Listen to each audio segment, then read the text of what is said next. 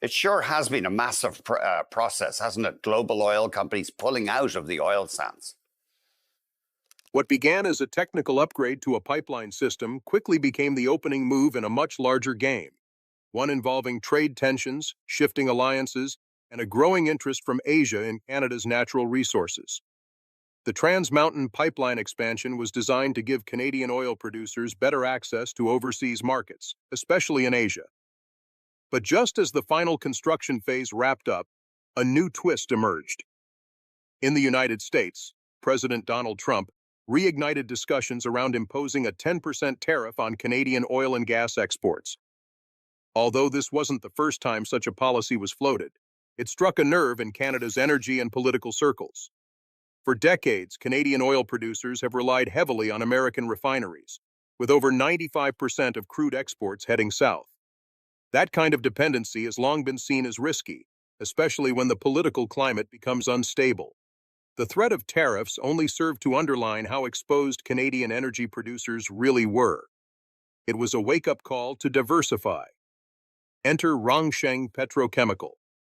Based in China, Rongsheng is a major player in the refining industry, processing up to 800,000 barrels of oil per day.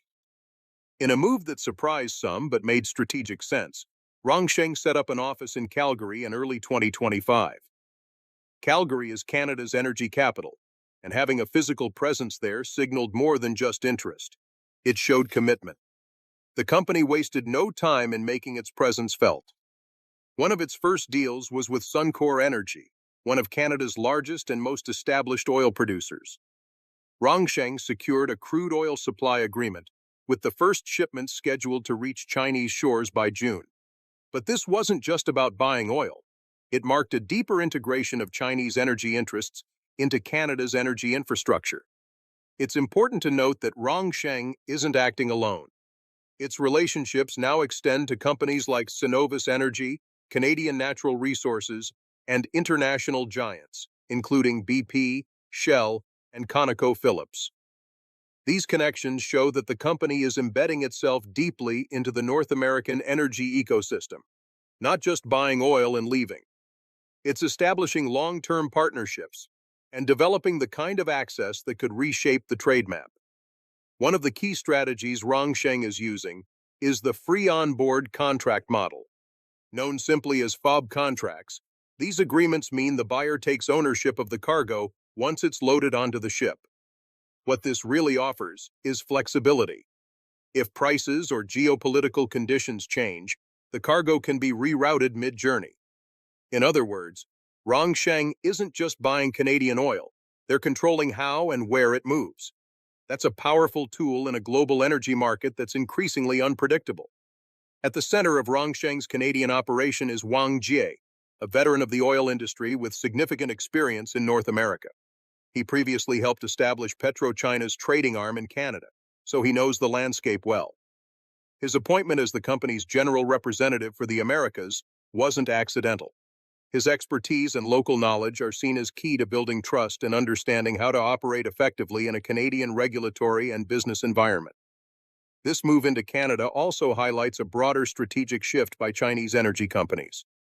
While some investors and firms have hesitated in recent years due to rising tensions between Ottawa and Beijing, Rongsheng is moving ahead. They're making calculated decisions, picking their moments, and taking action where others see only risk. What makes this even more significant is the timing. Canada's energy industry has long looked for alternatives to the American market, but logistical constraints have often stood in the way. With the completion of the Trans Mountain expansion, many of those constraints have now been lifted.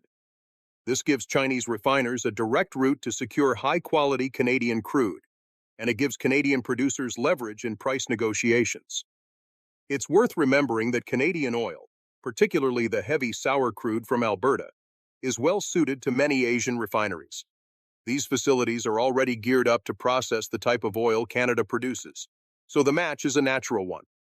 With the infrastructure now in place, the remaining hurdles are largely diplomatic and commercial, not technical. Of course, there are broader implications to this shift.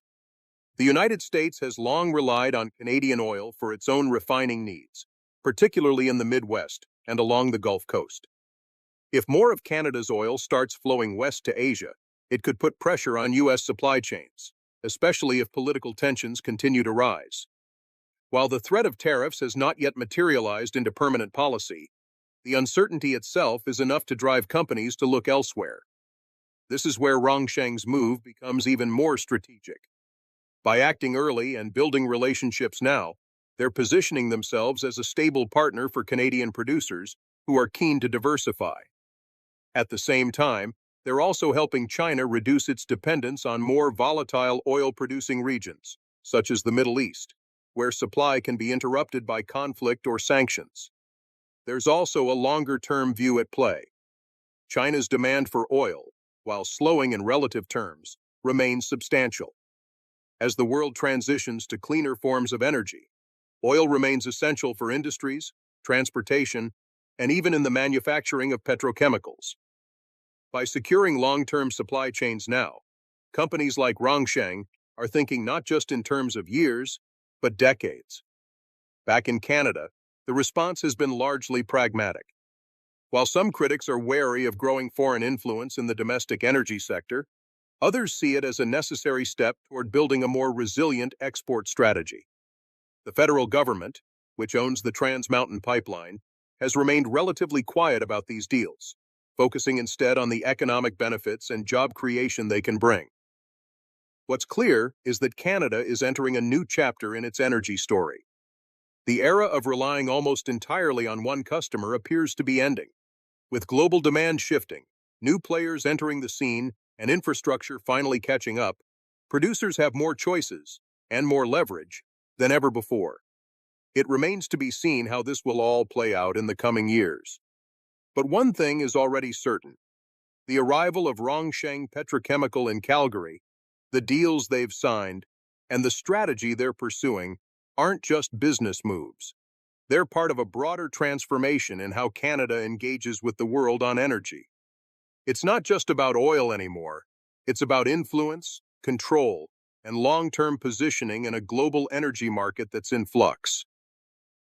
As we move further into this video, we'll take a closer look at how the Trans Mountain Pipeline is reshaping Canada's export capabilities, the changing political winds in North America, and how natural gas and clean energy are set to play an even bigger role in this evolving landscape. Over the years, it became a critical conduit for Canadian oil, but its capacity of 300,000 barrels per day, BPD, limited the industry's growth potential. Recognizing the need for expansion, plans were set in motion to increase this capacity substantially. After years of planning, regulatory approvals, and construction challenges, the TMX project commenced commercial operations on May 1, 2024. The expansion tripled the pipeline's capacity to 890,000 BPD, facilitating a more robust flow of oil to the Pacific coast. This enhancement opened direct avenues for Canadian oil producers to access international markets, particularly in Asia, thereby diversifying export options beyond the U.S. The significance of this expansion cannot be overstated. Historically, Canada exported the vast majority of its crude oil to the United States. While this relationship benefited both nations, it also exposed Canada to economic vulnerabilities, especially when trade tensions arose. The TMX project provided an alternative route, enabling Canadian producers to reach markets in China, Japan, and South Korea, nations with growing energy demands and refineries well suited to process Canada's heavy crude oil. However, the journey to expansion was fraught with challenges. Environmental concerns were at the forefront, with various groups raising alarms about potential ecological impacts, including risks to waterways and marine life along the British Columbia coast. Indigenous communities also voiced objections, citing insufficient consultation and potential infringements on their lands and rights. These concerns led to legal battles and public protests, delaying the project's progress. In response, the Canadian government took significant steps to address these issues. In 2018, the federal government purchased the Trans Mountain Pipeline from Kinder Morgan for $4.7 billion, underscoring its commitment to the project's completion. This move aimed to ensure that the expansion proceeded while also providing a platform to engage more directly with stakeholders, including indigenous communities, to address their concerns and negotiate benefits agreements. The financial investment was substantial. By 2023, the project's cost had escalated to approximately $30.9 billion, reflecting the complexities and challenges encountered during its development. Despite these financial hurdles, the government and industry stakeholders remained steadfast, viewing the expansion as a strategic asset for Canada's economic future. With the TMX pipeline now operational, early data indicates a notable shift in export patterns. Contrary to some analysts' expectations, a significant portion of the increased capacity is being utilized to ship oil to China. This emerging trend highlights China's growing role as a key consumer of Canadian crude, signaling a reorientation of trade flows that could have long-term implications for Canada's energy sector. The operationalization of the TMX pipeline also prompted discussions about further capacity enhancements. In February 2025, Trans Mountain Corporation announced that additional projects could potentially increase the pipeline's capacity by another 300,000 BPD. Such expansions would further solidify Canada's position in the global oil market and provide even greater flexibility in export strategies. Beyond the TMX project, Canada has been exploring other avenues to diversify its energy exports. The Energy East pipeline proposal, which aimed to transport oil from Western Canada to eastern provinces, was one such initiative. Had it proceeded, Energy East could have redirected approximately 1.1 million BPD toward eastern Canada and international markets via Atlantic ports. However, regulatory challenges and political opposition led to its cancellation, highlighting the complexities involved in expanding Canada's pipeline infrastructure. Similarly, the GNL Quebec project, intended to facilitate liquefied natural gas, LNG exports, faced obstacles that prevented its realization. These setbacks underscore the difficulties in advancing large-scale energy infrastructure projects in Canada, despite the clear economic incentives to diversify export markets.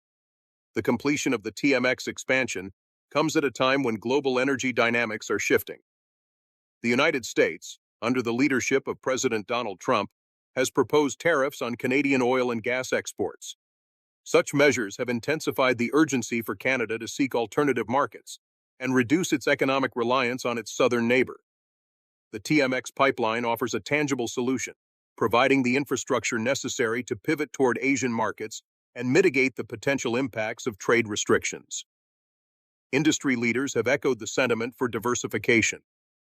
The president of Canadian Natural Resources Limited emphasized the need for Canada to explore new export markets, suggesting that long-term solutions like new east-west pipelines could enhance the nation's energy security and economic resilience. Despite the challenges, the TMX expansion represents a significant achievement for Canada's energy sector. It not only increases export capacity, but also enhances the nation's ability to compete in the global market. By providing direct access to tidewater, Canadian producers can now ship oil to a broader array of international customers, potentially securing better prices and fostering economic growth. However, the journey doesn't end here. The completion of the TMX pipeline is a step forward, but ongoing efforts are required to fully realize the benefits of diversification.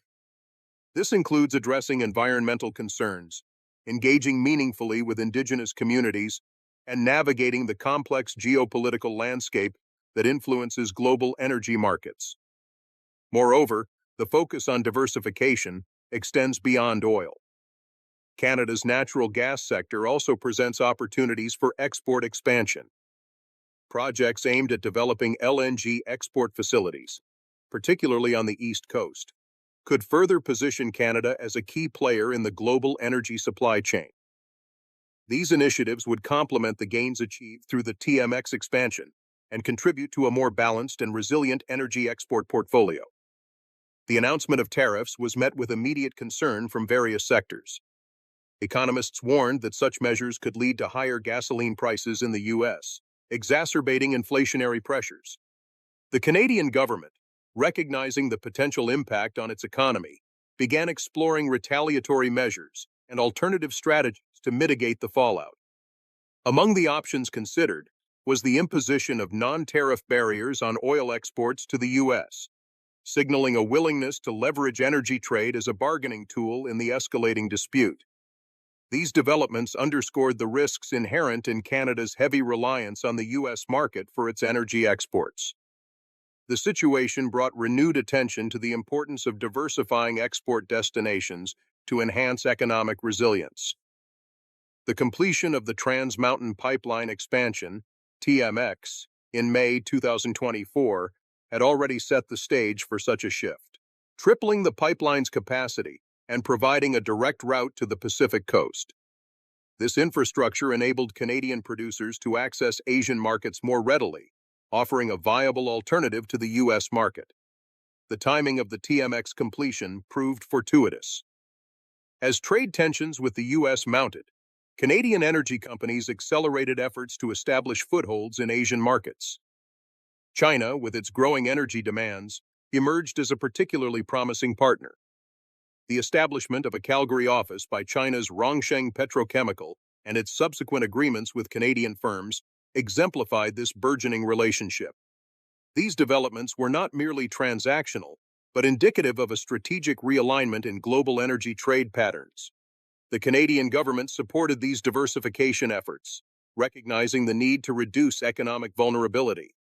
Initiatives included financial support for exporters seeking new markets and diplomatic engagements aimed at strengthening trade relationships in the Indo-Pacific region.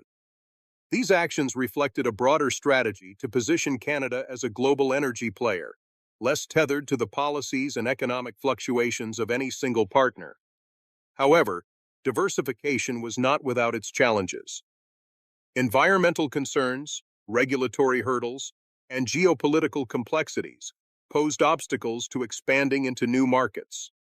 Projects like the proposed Energy East pipeline, which would have transported oil from Western Canada to eastern provinces and facilitated exports to Europe, faced significant opposition and were ultimately shelved. These setbacks highlighted the difficulties in balancing economic objectives with environmental stewardship and public opinion. Despite these challenges, the imperative to diversify remained clear. The proposed U.S. tariffs served as a catalyst, prompting both government and industry to redouble efforts toward market diversification.